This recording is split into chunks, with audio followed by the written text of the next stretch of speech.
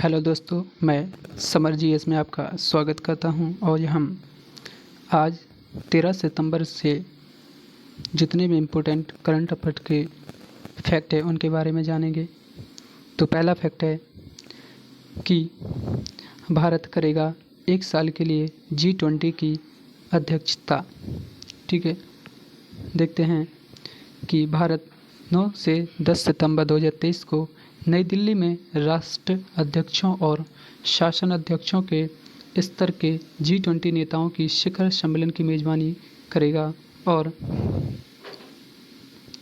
भारत 1 दिसंबर 2022 से 30 नवंबर 2023 तक 1 वर्ष के लिए G20 की अध्यक्षता ग्रहण करेगा।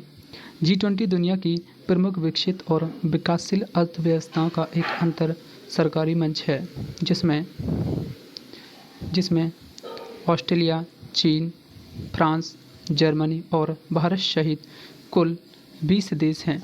इसमें जो मिस्टर के कितना है 20 देश हैं। कुल मिला के कितने देश हैं 20 देश हैं। नेक्स्ट फैक्ट देखते हैं कि भारत करेगा 1 साल के लिए G20 की अध्यक्षता। नेक्स्ट है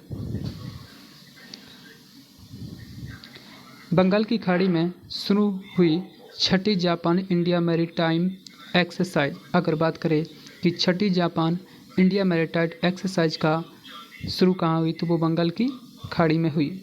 भारतीय नौसेना द्वारा आयोजित जापान इंडिया मैरीटाइम एक्सरसाइज 2022 का छठा संस्करण यानी कि 11 सितंबर 2022 को बंगाल की खाड़ी में शुरू हुआ है।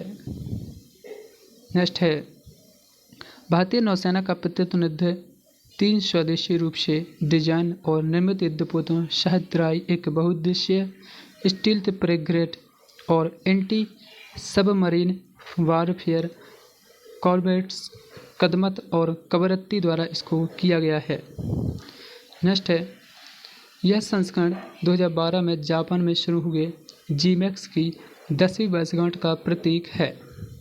नेक्स्ट फैक्ट है कि एमी पुरस्कार की घोषणा हुई है। 12 सितंबर 2022 को लॉस एंजल्स में 74वें एमी पुरस्कारों का आयोजन किया गया है। सक्सेशन को best drama of the year नामित किया गया है और माइकल कीटन को डॉपसिक शो के लिए एक लिमिटेड सीरीज में मुख्य अभिनेता का पुरस्कार जीता है। अबाउट एलिमेंट्री स्टार सोरेली रॉल्फ एक कॉमेडी सीरीज की सहायक अभिनेत्री का पुरस्कार जीतने वाली दूसरी आश्वस्त विजेता बनी है। कौन सी है दूसरी आश्वस्त विजेता बनी है? कौन बनी है? सोरेली राल्फ को मिला है जी। किसको मिला? सोरेली राल्फ को। नेक्स्ट फैक्ट है कि एमी अवार्ड पुरस्कारों की सेकंड घोषणा में टेड लासो ने आउटस्टैंडिंग कॉमेडी सीरीज के लिए पुरस्कार जीता है। ली जंग जे ने स्क्विड गेम के लिए लीड एक्टर इन ड्रामा के लिए पुरस्कार जीता है और वहीं एमी पुरस्कार जीतने वाले पहले एशियाई स्टार बन गए हैं।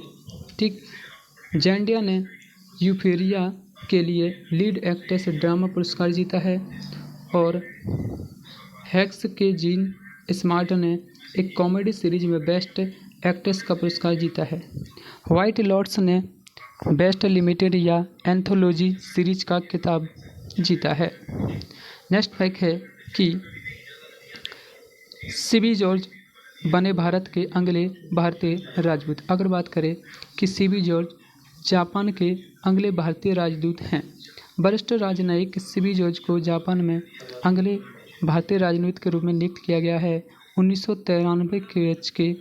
1993 बैच के भारतीय विदेश सेवा के अधिकारी जॉर्ज वर्तमान में कुवैत में भारत के राजदूत हैं।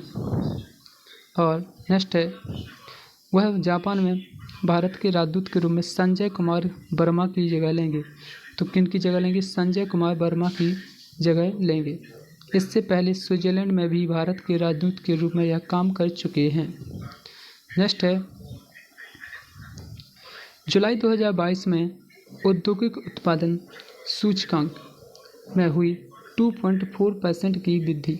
उद्योगों के उत्पादन सूचकांक IIP 2021 में इसी अवधि के 11.5% के मुकाबले जुलाई 2022 में 2.4% की वृद्धि हुई है।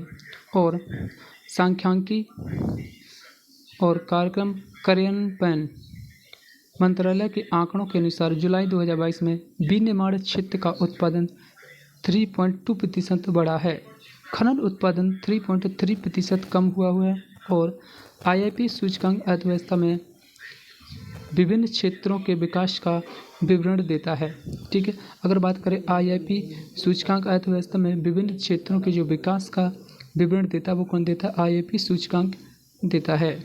नेक्स्ट फैक्ट है कि